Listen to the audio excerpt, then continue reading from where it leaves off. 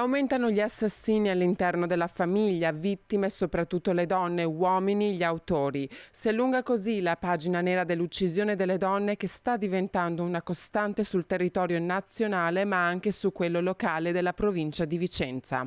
Penso che dovrebbero fare qualcosa a frenare perché, per esempio, se una moglie denuncia il marito, devono soccorrere in qualche modo, non lasciare in balia di se stessa. È sintomo di qualcosa della società che sta cambiando? Sì, siamo noi che stiamo cambiando completamente.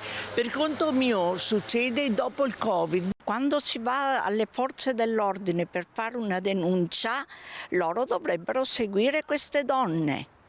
E invece poverine sono abbandonate a loro stesse. Per la maggior parte delle volte si tratta di delitti passionali che non accadono mai senza motivo. Le paure e i problemi vengono spesso denunciati dalle vittime stesse, le quali chiedono aiuto che molte volte viene negato.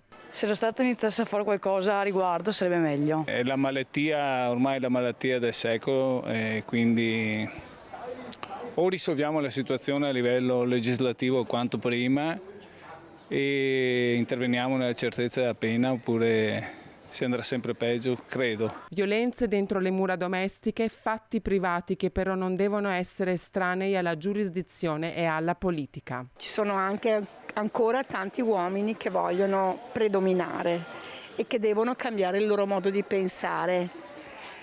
Ci vuole un po' di più rieducazione.